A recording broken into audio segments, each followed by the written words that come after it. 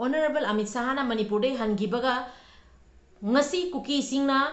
Mara Lezetraba Diver Kaya Asoka Pantokaliba, India property Riba, petrol gomba, gas gomba, Amanga Tatokaliba, Mamang the Gizu Kuki Singna Highgraba, National Highway, the Moina Landara Kani Habido, Ngasi National Highway, the Moina Landaraga, India property Kayama Mangan Takaliba, Adugaloina Mara Lezetraba, driver Kayabo, Moina Ngasi Awana Tahaliba. Loina loina Manipur Praja mayamda awana tahalibase asigi matangda ngarang lakpiramba akhoi Honorable Amit Sahana Manipur gi integrity thugairo ene haibirami ado ngasi Amit Sahana hangibaga kuki singna toriba thodoksigi matangda micham akhoina semjagiba sarkar dagi asi wafam amani hetang thambiu haina pari mom channel na video ma semjabani aduga loina loina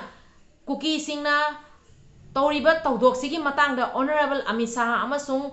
PM akhoi Prime Minister akhoi siamna nungsina akhoi semjagiba sarkar dagi kuki singi matangda wafam ani tang thamanjaningi aduna video se semjarakpani channel mayam makha tana video se yengminasi mara lejadraba diver kya soi basigi matangda akhoi Honorable Amit Saha dagi wafam ani tang thamanjaningi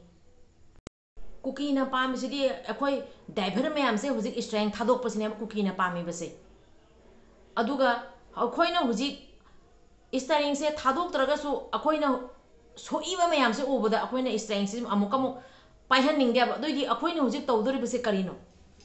akhoi mayam gi ni seba tongna leiba diver singda asumaina landarakpa asumaina kapsala aga hujik soiba mayam se diver se kanana asi sigi daita pudori punsi chupa amagi kuki na singna reiba se Manipur gi leiriba praja khudimakta singna bani mani kuki na singna reiba se India gi government da sarkar da singna rakpani aduna kuki na huji imphal da thau pusana changba chengcha pusana changba asi thingba pamini aba ado akhoi huji khang na kuki na thingba pamini khangaga su staring se thadok aningini amoina ado rosu akhoi sauba khangde akhoi nungai ta ba pen da ba khangde sarkar da akhoi na asi sigi wafam thamaga akhoi khrani gidi mi se puthokti bhaudi akhoi stang thado ani aina akhoi leire aba ado akhoi huji diver akhoi mayam gi ni aina seba akhoi mayam gi tamakta kathokna leba diver mayam se asi mayam siga kuki na tawreba attack se akhoi diver mayam sina akhoi gi tamakta ni haina ngasi imphal da posai pusalaiba mayam se lep khragadi Manipur da leba praja khudimangna wadori bane aba adori kuki na singnari base kana dano Manipur gi praja khudimangta singna bane aba akhoi se apun boina lepagi mathong ne apun boina punjan minaraga kuki gi mathakta kari tawgani aise aduga sarkar na su India ki government na su kuki gi mathakta kaidorakani aise kadang khanda mina si aina ai video se thamjabani ado ichino mayam makha tana yengmina gi si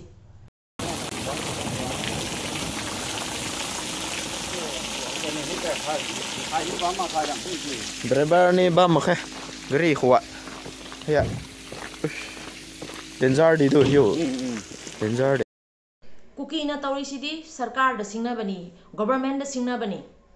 India ki sarkar da Manipur ki sarkar da singna bani Manipur ki leiba parja khudimakta singna bani kuki na tawri base ngasi kuki na ngasi tenki thauna lakpa tenki driver amasung tenki makaya ama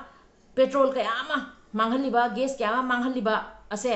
Manipur ki parja khudimangna awaba se nangdori bani aba aduga hujik maruina video khara jengmina gi si mayam su loi uramani makha tapda haijarake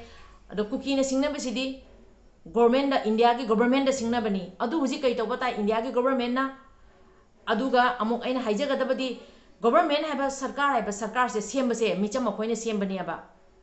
sarkar se kanana khallibano akhoina akhoi gi vote se asina sembani aba huji vote su jam naksalae aduna vote ki oina yamna haidraga su mayamna bhap tamina si akoina khalliba sarkar se asisina hujik leiriba paliba sarkar siga su kuki na singnar bani aduna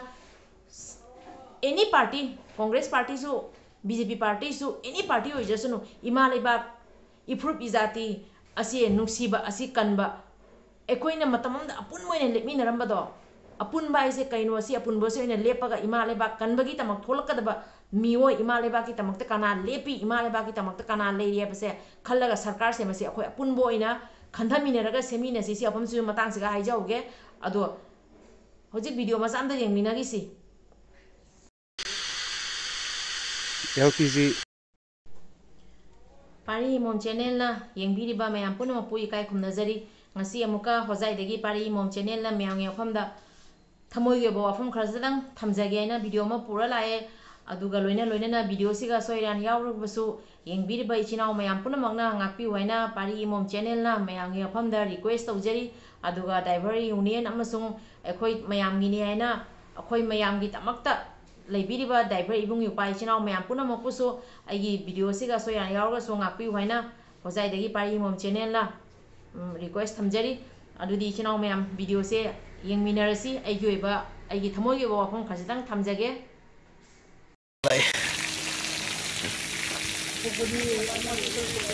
thủ có thể tuần một tuần hình luôn em thích gas bằng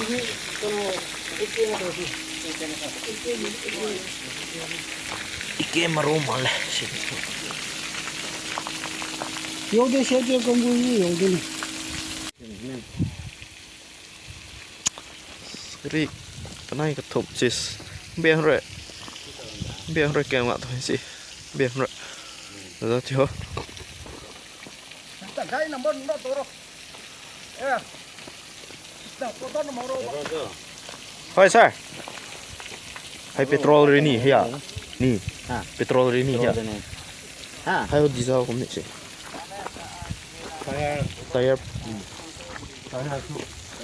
tayar po kẹp green number ta lao sport bam hay green tayar po khai lắm mà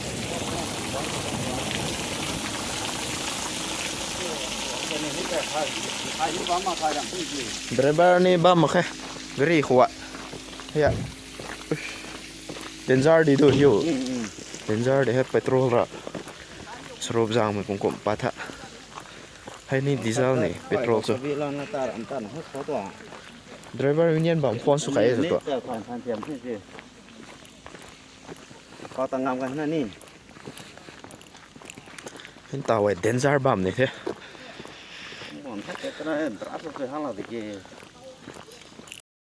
ngasi manipur da leiba parja khudimakta kukina singnabani waduri base manipur da leiba parja khudimakta waduri bani driver mayamna istayeng thadokpa kanda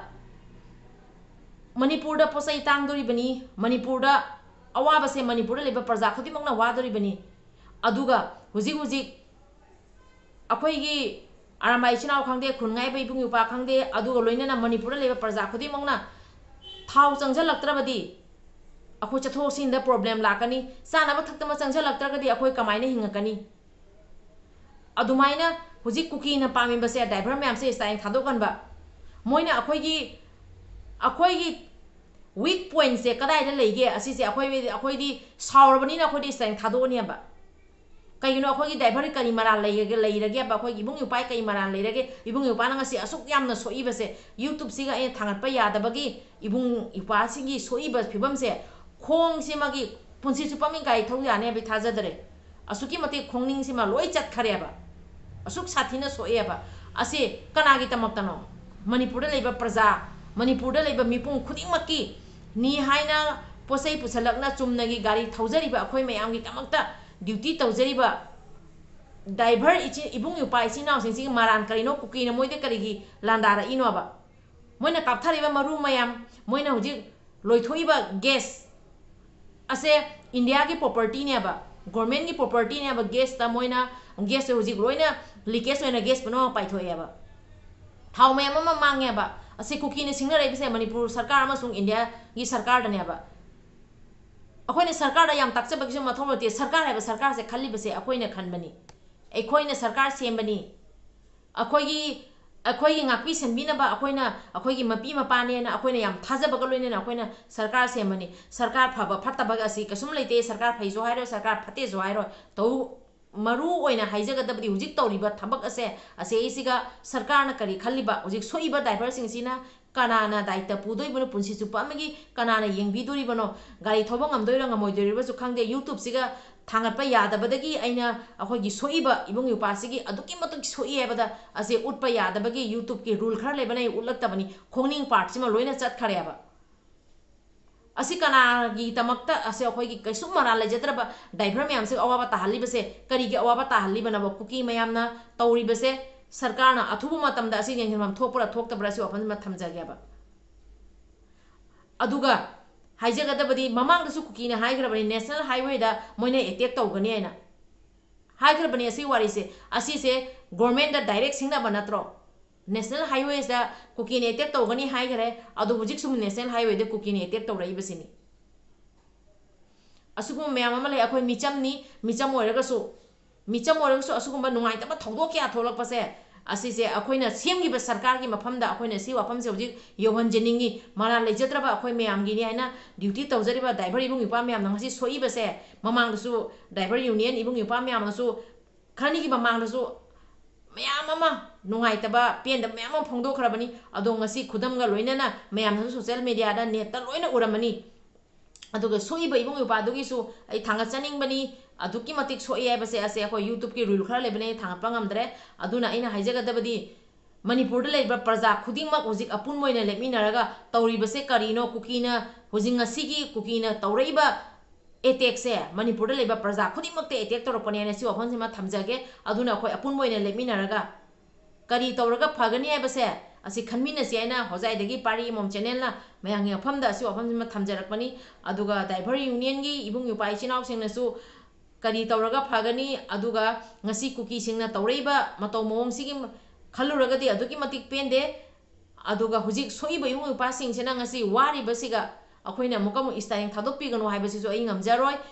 अइयोइबो इमोनगी वफमनि को अइना थमजबसे driver union दा लइबा driver दा लइबा इबुंग उपा चिनाव मयाम पुनमक पुइ काय खुमनबो उच्चरी अदुगा हुजिक कुकीना पामिबसिदी driver मयाम अखोइगी Manipur दा चंगछलिबा driver सिंगसे असिसे इस्टाइंग थादोकपनेबा कुकीना पामिबसिदी Moina पाइबसिदी असि सिनेबा अदो Moina पामे हाइना इस्टाइंग थादोकनिंगी हाइना अखोइना नोइना थादोइनिंगदि अखोइ थादोइ हाबे असमाइना लइबै तंजासिसु अखोइना नुंगाइत्रे पेंदरेबा Mitcham केसु मरा लैत्रबा अखोइगी इबुंग अमदा समाइ सोक्चलाबनिना अखोइसु असि मियोइ साना पुथोकबिदु लोइगा अखोइ अइ इसामकी इबुंग ओइरसु इसामकी इचा ओइरमसु इसामकी इवाइ पुरै बोइरम तारगसु अखोइना हुजिक इस्टाइंग से पाहेनिंगोयबा मयासु सुम खनबिउने याम नुंगाइते यामना पेंदे अदो अइ ngarang से थबक खरा कनबना अइ वीडियो सेम ngamjahौद्रे अदो अखोइगी याम नुंगसिरबा अखोइ ड्राइवर इबुंग युपाना सोंगना फोन तौबिरई अदो अदुगी तमक्तसु हाइनिंगाइ इंतना थागतचरी हाइजगदबदी असुमाइना पेंदबा निंगमदबा कयाम अमा लैरिबसे असे अखोइ अथुबा मतमदा सरकारना यंगजनबिरगा ngarangdi अखोइगी याम इकाइ खुमनबदा मतिक चारबा अमित शाह लामे लामगा हनगिबगा असुंबा थौदोक थोकपसे यामना पेंदे हाइना वफनसे फोंदोक चगे अदुना ngarang अमित शाह लामवे रेस्पेक्टेबल अखोइ अमित शाह लामबसिगा ngasi aina amukam Amit Shah गी मफमदा असि ngasi थोइबा थौदोकसिगी मतांगदा वफम अमनि तंग थमनजनिंगी हाइना होजाइदगी पारी मोम चैनल ना मयांगी मफमदा असि वफनसिमा थमजगनी अदो इचिनाव मयाम याम सांगना हाइजरोइगे अइना खंजबा वफम खरा मयांगी वफमदा शेयर तौजबनी सोइरगसु मयामना ngakpiu हाइना होजाइदगी पारी मोम चैनल ना मयांगी वफमदा रिक्वेस्ट तौजरी ngasiगidi लोइसनजरगे इबदो पाखंगमना याइफरे कांगलैपाकना याइफरे लैरिबा इचिनाव मयाम पुनमंगना याइफरे।